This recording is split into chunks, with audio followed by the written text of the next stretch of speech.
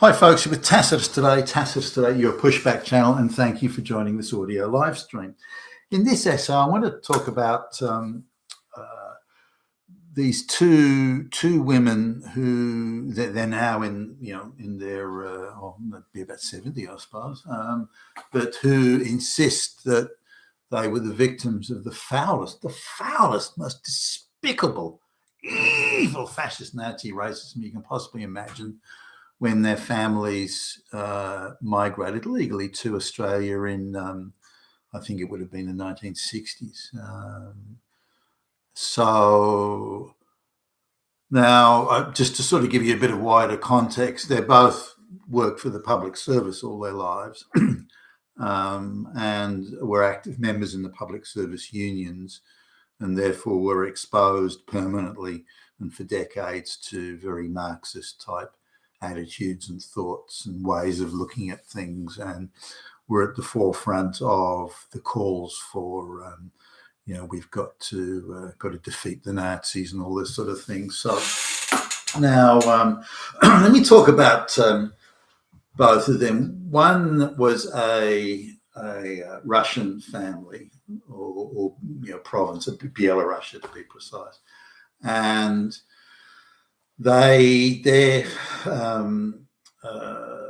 I think it would have been before they were born, but their father was a technician of some sort, and he was taken by the Germans to work in one of the armaments factories because of his technical skills and qualifications, to work in one of the armaments factories in Germany. So and they allowed him to take his wife with him, and so they went there. Now, this was not long before the war ended, so I think it was late 1944 when he was moved there. So she tells me, but and the war finished a few months later. So he was one of those sort of refugees. Now, he and his wife realized that if they went back to Belarus, or the Soviet Union as it was then they would either face a lengthy re-education camp type internment in Russia, because anyone who was exposed to Western lifestyles was treated with great suspicion, and the Soviets believed that anybody and everybody could be a Western bourgeois spy or a counter-revolutionary, and there was deep-seated paranoia all across the Russian establishment, the Soviet Union establishment at the time. So they realised that they would either be killed or imprisoned if they went back, and they were in what was to become the Russian zone, or the Soviet zone of occupation in Germany, because Germany was divided into four zones after the war, and they were where the factory was, where he was working. The German factory was in the Soviet zone. So they figured that maybe this wasn't such a good place to be. So they moved, I think it was to the American zone, and then realised that because they'd worked in a German armaments factory, then he would be perceived as having been Nazified. So the Americans would have wanted to denazify him or hand him back to the Soviet Union, the communist Soviet Union, where again he'd either be murdered or interned for decades. So he looked around, and the French zone, the smaller of the zones, the French were after revenge. The Americans wanted to denazify everybody. The Soviets wanted to kill everybody, and so the only place where he figured they could have a decent chance of sorting things out was the British zone. Now, the British were quite reluctant to hand, unlike the Americans, the British were quite reluctant to hand these people over to the Soviets, because they knew what the outcome would be. The British were the least sympathetic, if you like, to the Soviet ideological position. So they were least likely to hand people back to the Soviets, again, to be murdered or interned. The British, in the war, apart from the bombing and so on, the British soldiers that were captured by the Germans have been quite well treated. There'd been some exceptions. There was some British soldiers who tried to escape, and the SS had caught up with them and treated them quite brutally. That was an episode that the British were keen to deal with. But other than that, the British soldiers were quite well treated. Out of all the prisoners that were captured, the British soldiers were probably treated the best. And therefore there was very little bad blood other than normal, warfare and combatants and so on. But there was very little bad blood. The British were the most sympathetic to the plight of the German population, and probably any of the other combatants were. So going to the British zone was it, and they managed to convince the British authorities that they shouldn't be handed back and they could stay in there. And the British, internment camps, like the refugee camps, I suppose you'd call them, were considered to be the most liberal. Like they'd let you work and do all sorts of things like that. So the guy spoke quite good German, and so he could get work there. And so they applied for refugees, and because he spoke English well, he had technical skills, he could come to Australia. So he did. Now, while they were in internment camp, they had a couple of children, which they could take with them. And then when they arrived in Australia, they had she was pregnant with another child, which was born in Australia. So the one that was born in Australia is the one that I'm dealing with, who is claiming that. Now, already she's been quite well looked after by the British, who've been very sympathetic, or family has been very sympathetic. They've been given a visa to emigrate to Australia, and none of them spoke any English, as I understand it. So they arrive in Australia, and they were applying only to English-speaking countries. So Canada, the United States, Australia. Australia was the first one that came up. So they ended up getting. Now they're white, they're Christian, so there's no reason why they can't fit in or integrate quite well. And then if you meet her today, you wouldn't be able to distinguish them from any other Australian. There's not even a hint of an accent or anything like that. I mean, she was born in Australia, for goodness sakes. The kids, the other two children were all young, so they've got no accent or anything like that. Now, she's convinced, though, that she's been the victim, as well as her sister, brothers and sisters, that have been the victim of the most terrible. No, the sisters, actually, the brother doesn't think this. It's just the girls, that they've been the victim of terrible racism. And so let's have a look at their life and how they view racism and what they see as racism, especially given the sensitivities today. Evil white empires, Nazis are everywhere, straight white males, and that's especially given the fog of propaganda and ideology around today. Their views seem more consistent with that than with any actual racism that they may have suffered. And given their white and Christian and so on, I don't know what racism they could have suffered necessarily, but anyway, so the family arrives. For some reason, the guy who speaks Russian and German and all that sort of stuff, apparently Polish as well. He doesn't bother to learn English, even though neither does his wife, even though they've applied to come to an English only English speaking country. So they arrive, can't speak a lick of English, and but he gets a job as, again, it's something in his field of expertise, some technician or something like that, and he learns English on the go, or learns enough of it. And but the wife decides she doesn't want to learn English, so she kind of never leaves the house because she can't talk to anybody, which it seems a bit odd. Now, they only speak Russian in the house, and they make no attempt to send the kids to learning. Remember, this is both the kids are like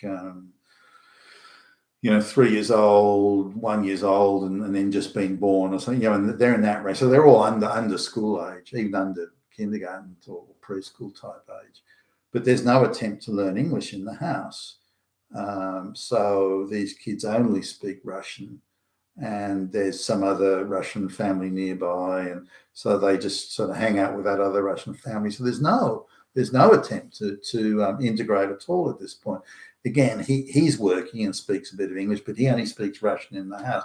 So when these kids go to school, remember this: the youngest girl, which is the one I'm talking to, she arrives at school 5 years old, still not being able to speak a word of English. Now, that was a terrible oversight by the parents. They have set her up to have serious problems at school. So she arrives at school, 5 years old, can't speak a word of English. Now, she claims school was very difficult, and I don't doubt it. Now, her way of dealing with this is, well, it's all those racists, all those fucking racists. That was it. They should have, understood that I didn't speak English, and da-da-da-da. Now, she was offered English classes, like remedial classes. They treated her as like a retarded student almost, mentally handicapped, because she couldn't speak English. She couldn't learn. So the teachers, which she freely admits, by the way, teachers sought to correct this, and they offered her and her family English-speaking classes, which apparently the mother had been offered before. Like, there was a local college where you can go for free to learn English, but the mother didn't want to go. And the parents turned down the opportunity for the child to go and learn, attend extra classes just to learn English. So that was left out. But she insists all this difficulty at school was all because of racism, not because of her parents. For 5 years, she lived in Australia and still could not speak a word of English. Now, that's negligence on a grand scale, in my view, by the parents. And again, I find it hard. I struggle to understand it. The father was multilingual, like he allegedly spoke 3 languages. You'd think he'd embrace the idea, hey, you've got to learn English. Hey, we live in an English-speaking country. You've got to learn English, so when you get to school, you can fit in. But it didn't. That wasn't how it panned out. Now, from that, she's extrapolated really for the rest of her life that everything from that moment has been right. Now, it obviously scarred. She arrives at school and then bang, she can't speak a word of English and no one speaks a word of Russian.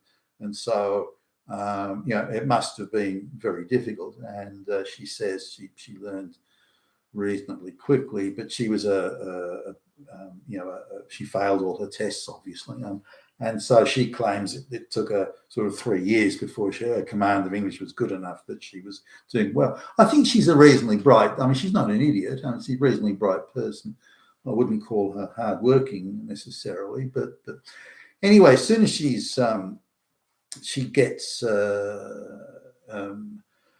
does some sort of sociology type thing at university, and so then she decides to become a full. She's not bad looking. I wouldn't say she's hot, but she's not bad looking, I suppose. I wouldn't sort of hit on her or anything, but she decides to become a full-time mistress for a rich guy. So her next stage is, I don't really want to work for a living. The uncertainty of it, the having to get on with people, having to work hard, having to do a job, having to be accountable, having to I don't want any of that. What I want is to have a good quality life, but without having to work hard. So she decides to become a full-time mistress for rich men.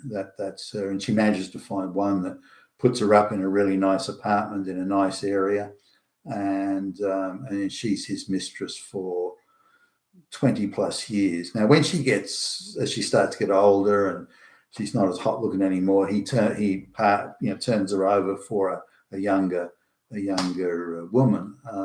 But she's got all sorts of gifts and trinkets, and he gifts her this apartment. Now, this is in one of Australia's most luxurious postcodes. It's only a 1-bedroom apartment, but nonetheless, it's still worth gazillions in the overall scheme of things. He gifts her this apartment, gives it to her, plus numerous trinkets. She's got a nice car. Gives her the car, gives her, it's nicely furnished, because this is where he comes over to fuck her, once a week or something. And so she gets all that, and then on top of that, he uses his influence to give her a very well-paid, organised for her, a very well-paid consulting job where she gets paid fuckloads but has to do nothing to earn it. So very much in the well-connected set. but she still insists she's a victim, and a victim of racism and a victim of oppression and so on. Now, for someone who really has never worked a day in her life, she now lives in this, I wouldn't call it a luxury mansion, but it's certainly worth substantially more than the average house. She spent lavishly on traveling and on personal discovery travels and throwing money at all sorts of going to these guru type retreats and spending, because so she spent very, very freely and again doesn't work or can't be bothered working most of the time. But sitting down, all she can talk about is the racism, and she's a victim, she's oppressed, and Nazis are everywhere, and she suffered, and she's a victim, and it just goes on and on. And so I say, okay, well, can you tell me a single instance of this so-called racism you talk about? And all she can talk about is how difficult it was when she first went to school. But that's not racism. Her parents could have easily had her learning English so that when she goes to school, she speaks English. The fact that her parents prevented her from learning English, probably more her mother than anything, but the fact that she's prevented from learning English was the parents' fault. It's nothing to do with racism. How is it racist? You can't speak a word of English. Of course, it's going to be difficult for anyone in those circumstances. It doesn't mean that anyone's being racist. What you expect 5-year-old kids to be super tolerant of someone that can't speak a word of English? And you turn up to school with very Russian food because you're not going to eat that Anglo, that evil Anglo food. What do you think's going to happen? You turn up in Russian clothing and so on. That's bullshit. Of course, people are going to treat you differently. Now, you want to behave differently, you want to speak differently, act differently, eat differently, but you want people to treat you as if you're exactly the same as everyone else. That's a fantasy. That's absurd. Oh, no, it's not. It's because they're all Nazis. It's them. It's not me. I want to behave differently, but it's all them Nazis, all those Nazis. No, it's not. Don't be silly. Now, she would cite other things. She was in the train once with her mother talking, or her sister, or other family members, and they were talking Russian amongst themselves. And of course, everyone else is talking English in the railway carriage. And so she claims people were laughing at her and looking at her like she was weird because they were talking in this foreign language. Why would, is that racism? Again, you're behaving differently. People will look at you and treat you differently if you're behaving differently. It doesn't make them racist. Why were you not talking English? Well, I couldn't speak English. I didn't know any English. Oh, all right, then. Well, then is that them? Therefore, are they Nazis for treating you differently? Or should you and your family have made a much bigger effort to integrate? Oh, it doesn't matter. They're Nazis, oppression, victim. And so she won't perceive it any other way. And so that's it. No, I don't accept her claims. She's done very, very well in this country. And she's chosen to lead a certain lifestyle, the mistress thing, which surprised me again. I don't think she's that hot, but anyway. And so she's been gifted millions of dollars worth of bits and pieces, and has led a life of indulgence and irresponsibility and carelessness. I don't need no man and all sorts of shit like that, and yet still insists she's a victim when she's living better than 90% of the population. So the next one is an Indian lady, again about the same age, I guess, and again, very Indian. They're Indian nationalists, and for some reason they decide that they want to come and live in a white first world country, even though they're Indian nationalists. So they've got the very Hindu thing. They dress. She's again, I think, the youngest. If not born in Australia, it came when she was like 1 year old. So she's never really known anything in terms of where she's domiciled than Australia. But again, she insists she's been the victim of the most terrible racism. She's married into a very wealthy Indian family and lives in, I think, the most expensive postcode in Australia. So how she can claim to be a victim is quite beyond me. But children go to the most expensive schools in the country. But she insists she's a victim of race. So she's this Hindu nationalist family, and so she goes to school. Again, that they only hang around together. So she's got this thick Indian accent when she goes. She speaks English, but with the thick Indian accent. And so she arrives at school dressed in Indian clothes, bringing Indian food to the school. They're not going to eat this evil Anglo food either. With the Hindu dot, and, the whole Hindu thing happening, and arrives at school. And of course, they treat her differently. Now, if you're parents that want your kids to fit in and don't want your kids to be either jeered at or bullied or just treated differently, then you really make an effort to, like, no, we want you to be able to speak English without an Indian accent.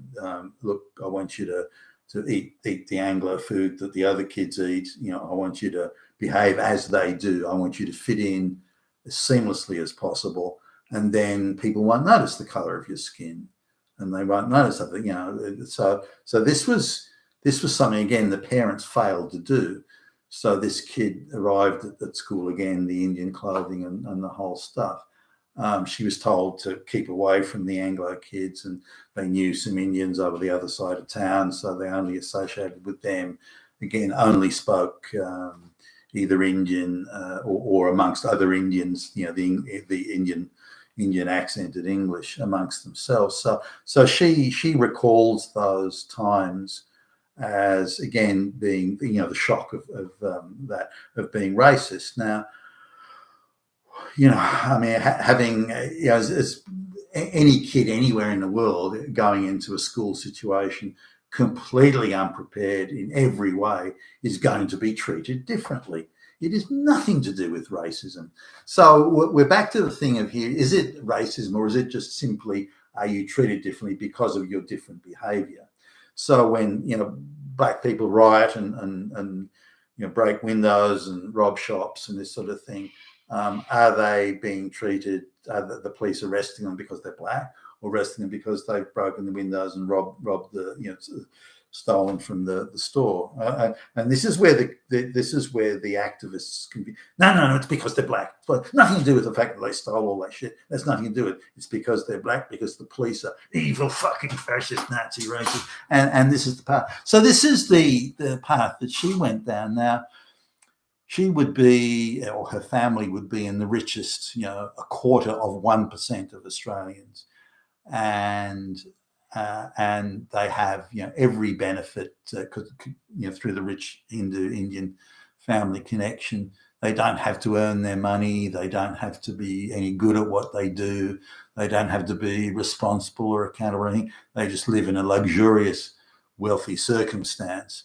And yet she thinks back. So when you actually pass it down, and even today she claims she's a victim of racism, and then it comes down to the white people don't respect me enough. I'm an upper caste Indian, and I am entitled to maximum respect because of my social status. But my social status isn't recognised in Australia or in a white country. It isn't recognised, and it should be. And the reason it isn't recognised is because of all those fucking damn racist, bigot Nazis that are everywhere. Because if they showed me more respect because of my social state, then they wouldn't be racist. So the only reason I'm not getting the respect isn't because we don't have the Indian caste system in Australia. It's because of fucking racism. So here we see these twisted, perverted attitudes to what is racism, what does it constitute, what does it represent, what are acts of racism, and they're hopelessly confused with just differences in behaviour and attitudes of what respect should be. And when it comes back to it, even the Russian one, the father being the technician, he had a very respected position in Belarusian society, and was even well treated, by the Germans because of his technical skills. And so, but when he comes to Australia, can't speak any English, and he's really, the only job he can do is like repairing telephones or something like that. Then he doesn't have the same social status in Australia or in a Western country, and therefore he and his family and the situation is quite different from the respect point of view. But this is the two two sort of the bifurcation of it, that we don't get the same respect here. It must be because of racism. It can't be because of anything else. We want to behave, look, act, eat, dress very differently. But if we're treated differently, the only cause can be racism. This is the failing of the racist argument, in my view. You've been Tassos today, your Pushback channel. Thank you for listening.